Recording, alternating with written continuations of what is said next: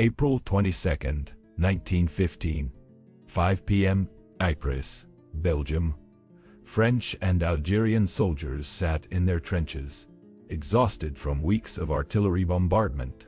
Then someone noticed something strange. A greenish-yellow cloud was drifting toward them from the German lines, low to the ground, moving with the wind. It looked almost beautiful in the late afternoon sun. Within 3 minutes, 5,000 men were choking, clawing at their throats, their eyes burning, their lungs dissolving from the inside. This was chlorine gas, the first large-scale chemical weapon attack in human history.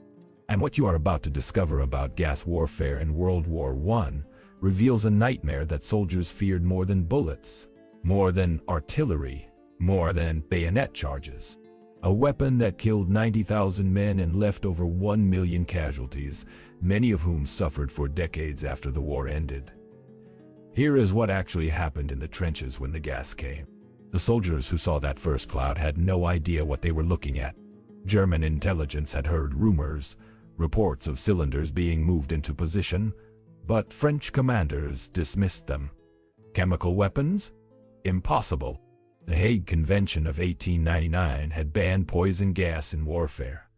Surely even the Germans would not violate that. They were fatally wrong. Germany had installed 5,730 cylinders of compressed chlorine gas along a 4-mile section of the front. Each cylinder weighed 90 pounds and contained liquefied chlorine under pressure. At exactly 5 o'clock in the afternoon, German engineers opened the valves. 168 tons of chlorine gas began to pour out. The gas was heavier than air, so it sank into the trenches, filling them like water filling a bathtub. There was no escaping it by ducking down. Ducking down made it worse. Here is what chlorine gas does to the human body. When you breathe it in, it reacts with the moisture in your lungs and throat to form hydrochloric acid. Your lungs literally start to burn from the inside. Your body tries to protect itself by producing fluid, lots of fluid, to dilute the acid, but this creates a new problem. Your lungs fill with liquid. You start drowning in your own bodily fluids. Soldiers described it as feeling like their chest was on fire while simultaneously being held underwater. The pain was indescribable. Men would cough up pieces of their lung tissue mixed with blood and yellow fluid. Their faces turned blue, then purple from lack of oxygen. Some men died within minutes. Others took hours, gasping and choking the entire time. And the ones who survived? Many never fully recovered. They lived the rest of their lives with damaged lungs, unable to breathe properly, coughing constantly, vulnerable to pneumonia and bronchitis. That first attack at Ypres killed approximately 5,000 French and Algerian soldiers within 10 minutes. Another 10,000 were injured, many permanently. The gas created a gap in the Allied lines 4 miles wide. German infantry advanced behind the cloud wearing primitive respirators, basically pads soaked in sodium thiosulfate solution. They were shocked by what they found. Entire trenches full of dead and dying men, their faces contorted in agony, foam and blood coming from their mouths. The Germans advanced 3 miles, the largest gain on the Western Front in months. But here is the thing. They had not prepared enough reserves to exploit the breakthrough. They did not fully believe their own weapon would work this well. Within days, Allied reinforcements had sealed the gap. Thousands had died for nothing. But the gas had been released, literally and figuratively. Within months, both sides were using chemical weapons. The British fired their first gas attack on September 25, 1915. At the Battle of Loos, they released 140 tons of chlorine gas from 5,100 cylinders. But the wind was unpredictable. Some of the gas blew back into British trenches, causing 2,632 British casualties. 7 British soldiers were killed by their own gas.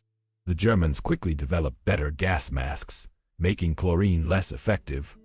So chemists on both sides went to work creating more lethal agents.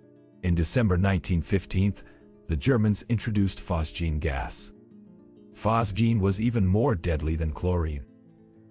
It was colorless, making it harder to detect. It had a smell like musty hay or cut grass, which soldiers did not immediately recognize as dangerous, and it was more insidious in how it worked. A soldier could breathe in phosgene and feel relatively okay for hours. Then, 24 to 48 hours later, his lungs would suddenly fill with fluid and he would drown. There was nothing doctors could do. Phosgene was responsible for 85% of all gas deaths in World War I. Over 75,000 men were killed by this single chemical, but the gas that terrified soldiers more than any other came later. On July 12, 1917, the Germans fired artillery shells containing a new agent near Ypres. British soldiers smelled a faint odor of mustard or garlic. Within hours, their skin began to blister and their eyes swelled shut. If they had breathed it in, blisters formed inside their lungs and throat. This was mustard gas, sulfur mustard, and it was a nightmare weapon. Unlike chlorine or phosgene, mustard gas did not have to be inhaled to cause damage. It caused severe chemical burns to any exposed skin. A single drop on your arm would create a painful blister the size of a coin. Soldiers who marched through areas contaminated with mustard gas, even days after the attack, would find their boots and uniforms soaked with the chemical. It would seep through cloth and burn their skin. The blisters were agonizing and took weeks to heal, often leaving permanent scars. Here is what made mustard gas particularly cruel. It did not kill quickly. Only about 2% of mustard gas casualties died, but it incapacitated soldiers for weeks or months. A man exposed to mustard gas would be temporarily blinded, his skin covered in painful burns, unable to fight, requiring medical care and evacuation.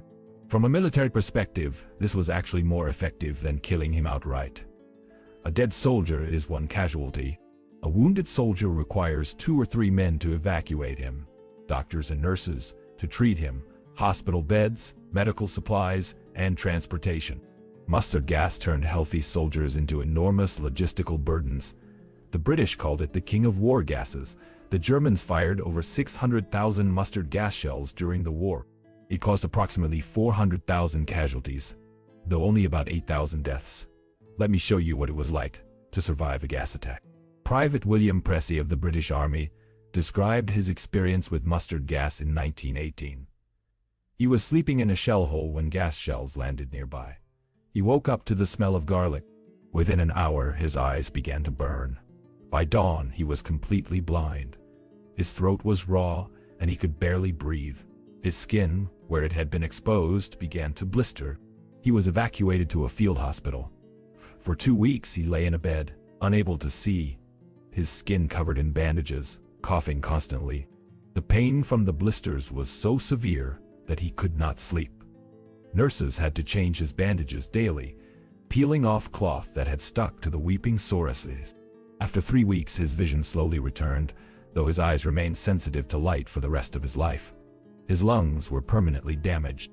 He suffered from chronic bronchitis and frequent lung infections until he died in 1957 at age 59.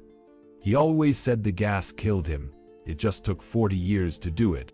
Gas masks became the most important piece of equipment a soldier owned. Early gas masks were primitive cloth pads soaked in chemicals and held over the face. But by 1916, both sides had developed rubber masks with filter canisters containing activated charcoal and chemical neutralizers. The British small box respirator, introduced in 1916, could filter out chlorine, phosgene, and even mustard gas if the soldier put it on quickly enough. But here's the problem. Gas attacks were designed to exploit the few seconds it took to put on a mask. Gas shells would arrive without warning, mixed in with regular high explosive shells. A soldier had maybe 10 to 15 seconds to recognize the gas, yell a warning, and get his mask on before he breathed in a lethal dose. Sentries were posted with gas rattles and bells. The moment they detected gas, they would sound the alarm. But at night, in the chaos of an artillery barrage, with explosions and screaming all around, those precious seconds could mean the difference between life and death. Here is something that should terrify you. Gas did not just kill, it drove men insane. The psychological impact of gas attacks was enormous. Soldiers lived in constant fear of that faint smell, that greenish mist, that moment when someone would scream gas, and you had seconds to get your mask on. Some men broke under the stress. They would put on their gas masks at the slightest smell, even if there was no gas. They would sleep with their masks on. They developed what doctors called gas neurosis, a form of post-traumatic stress disorder focused specifically on chemical weapons. Other men became paranoid that their gas masks were faulty. They would check them obsessively, dozens of times a day. Because here is the thing. If your mask had even a tiny tear, if the seal was not perfect, if the filter was old or damaged, you would still breathe in gas, and you would not know until it was too late. The scale of gas warfare was staggering. Germany produced 68,100 tons of chemical agents during the war. France produced 36,600 tons. Britain produced 25,400 tons. Between all combatants, approximately 124,000 tons of chemical weapons were used. The French fired 15 million chemical shells. The Germans fired over 66 million. On the Western Front, 1 in 4 artillery shells fired in the final year of the war contained chemical agents. This was not a rare weapon. This was standard combat. At certain points in 1918, gas casualties made up 30% of all battlefield casualties. Field hospitals were overwhelmed with gas cases. Men lying in rows, their eyes bandaged, coughing and gasping, covered in blistering sores. But here is what is truly disturbing. The chemical weapons of World War I were relatively primitive compared to what chemists had already developed in laboratories. Nerve agents like tabun and sarin, which attack the nervous system and kill in minutes, had been theorized, but not weaponized. If the war had continued into 1919, both sides had plans to deploy even more lethal agents. The Germans were developing a gas called lewisite, an arsenic-based compound that caused immediate, excruciating pain and blistering worse than mustard gas. The British were working on similar compounds. The arms race in chemical weapons was escalating. Soldiers on both sides were terrified of what might come next. The long-term impact of gas warfare extended far beyond the battlefield. Over 1 million soldiers were gas casualties during World War I. Approximately 90,000 died, most from phosgene poisoning. But the survivors suffered for decades. Tens of thousands of veterans lived with chronic respiratory problems, damaged lungs, scarred skin, and psychological trauma. In Britain, there were over 180,000 gas casualty cases documented during the war. Many of these men were still receiving medical treatment and disability pensions into the 1960s. The British government estimated that gas weapon injuries cost them more in long-term care than any other type of war wound. A soldier who lost a leg could be fitted with a prosthetic and live a relatively normal life. A soldier whose lungs were destroyed by phosgene would never fully recover. The horror of gas warfare led to the Geneva Protocol of 1925, which banned the use of chemical and biological weapons in war. Every major power signed it, traumatized by what they had witnessed. But here's the dark irony.